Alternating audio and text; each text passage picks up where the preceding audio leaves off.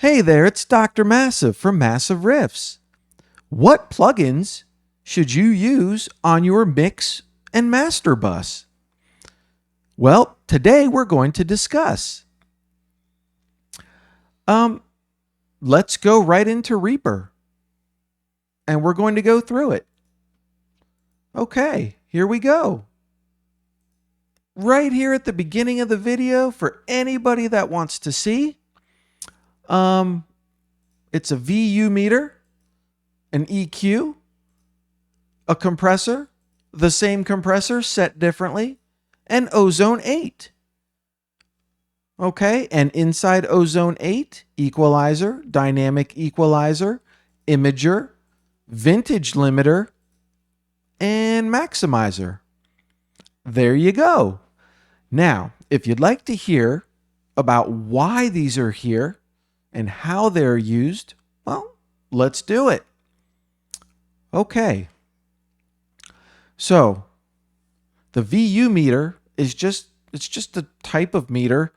It detects VUs, which is it's kind of more of an average of the signal. I think it kind of soaks up some of the peakiness, right? So it's not going to be as responsive as just a raw peak meter, right? So when you play something, you want to, you're going to set your nominal level here, right? And I'm using a -6, and let's just play this sample track here. Right? Basically, you want to see movement. You don't want it all the way down here. You don't want it all the way up here. You want it somewhere around here, you know. And this is a good spot, right? Make sure you use some sort of. Make sure that you use some sort of metering so that you can see how hot your mix bus is coming in. You don't want your mixed signal is when it's mixed.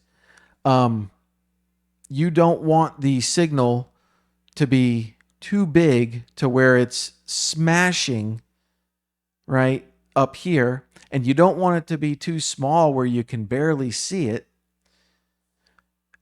So, and you will use the nominal level to it's kind of an overall gain that's applied. So you're going to have to kind of experiment. But for Massive Riffs, we use -6.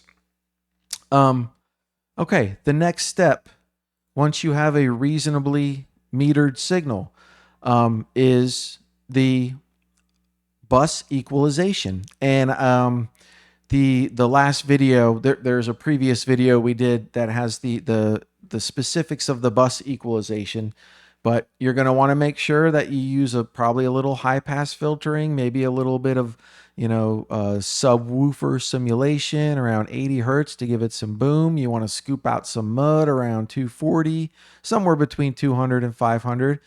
And then, you just be very careful in the upper frequencies. We used to just boost the high frequencies. That was like the go-to to be professionally mixed, but you don't really need to do that anymore. You're kind of taking away the bit space, the space for the lower frequencies.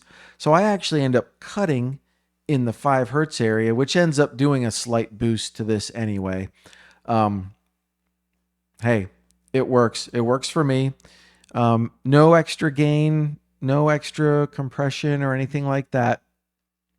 The next 2 plugins is the same compressor. You really could use anything you want here. This is where everybody puts their color compressor, right? Insert your favorite, compressor of the month. Some well-made plugin that's based on an awesome piece of analog hardware, right? In this case, I use the API 2500. It's the Waves version, and I use the Mastering 1 and I think the Mastering 2 presets. So basically the Mastering 1, I think we're getting about 6 dB. Here, let me show you. Oh no, it's even less. It's 3 dB. Wow, maybe you want to push that a little bit harder. I'll have to think about that. Okay, so we're doing 3 dB with one, and what are we doing with the other one?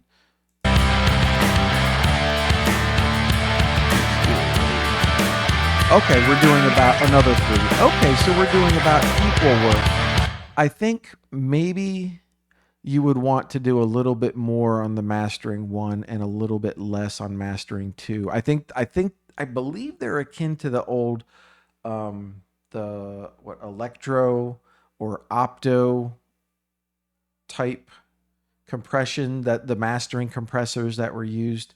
But basically, you want to grab the waveforms at different amplitudes, right? You want to grab the some of the bigger waveforms with one setting of the compressor, and just send it on to the next stage where you grab some of the smaller waveforms that sit on top.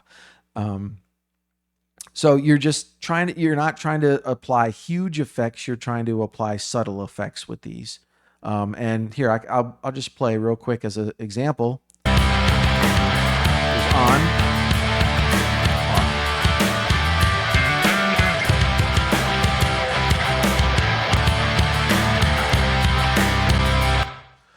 So they're not doing a ton, but it is subtle, and it definitely does help. It's just tightening up the sound, giving it a little bit of a better profile.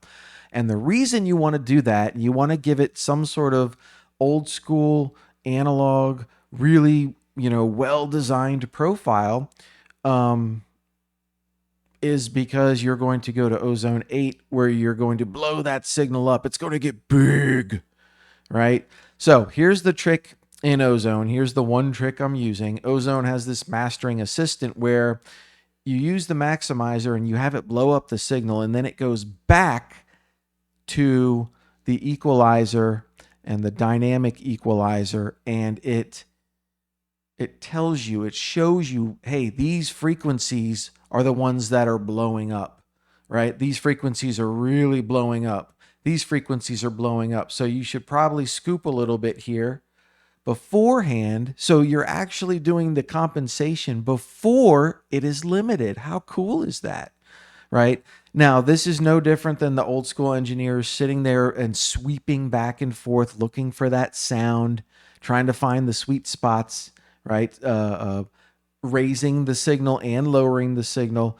You spend hours dialing in new gear, new sound, new musicians. Everything was just more and more experimentation.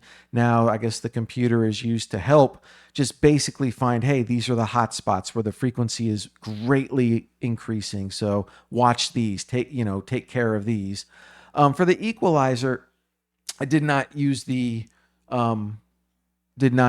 the automated assistant. I think I just did a smooth bass profile. So these are one of the pre-made profiles in Ozone that hey, these are based on some previously mastered professional tracks that sounded like this, or had warm bass or thick mids, or you know really tapered off highs or something like that. Um, Again, there's no recipe, there's no right or wrong, but this is where Massive Riffs is at, and this is where we're going to be for probably this year, for the foreseeable future. Um, the next step is the imager, and this is just you're setting bands, and it has a learn feature where it'll adapt the bands to it. But I've found that even the standard setting, you're not trying to do a huge change. You're just doing a slight improvement. Let's see if we can actually hear a difference. On, now off. On, off. It's pretty subtle. Maybe just pushes the guitars out a little bit more. And then we get to the maximizer, then we get to the vintage limiter. And here we're going to kind of use the vintage limiter to do half the limiting, use the maximizer to do the other half. You don't want to push either limiter too hard, right? Because they tend to get grainy and distorted when you rely entirely upon one algorithm.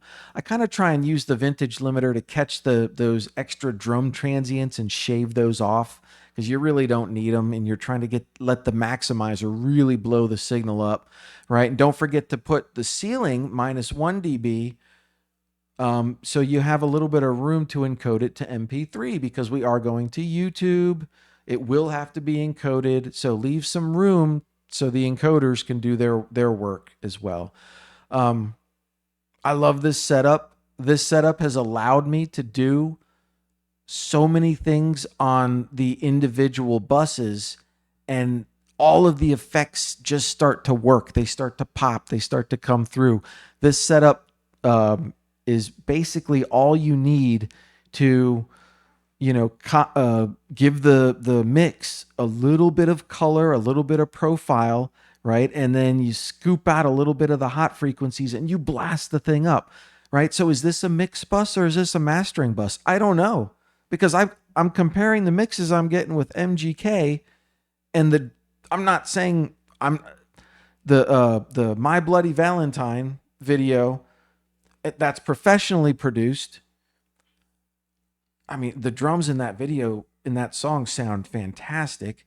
I can get my drums at the same level. They don't sound as polished. They're obviously recorded in a basement, but the levels are there, right? So the opportunity to fix the sound, to craft the sound at the bus level is there, and this is able to blow it up. And this is just enough tools without having too much, right? Because every time you put something on there, it colors your mix.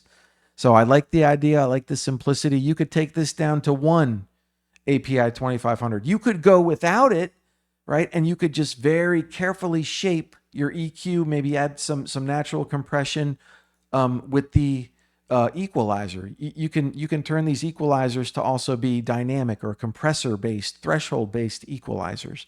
So you could get rid of these two plugins and just have an equalizer, and then just have the stages of ozone. So I know there are many ways to do this. This is where Massive Riffs is at for 2024.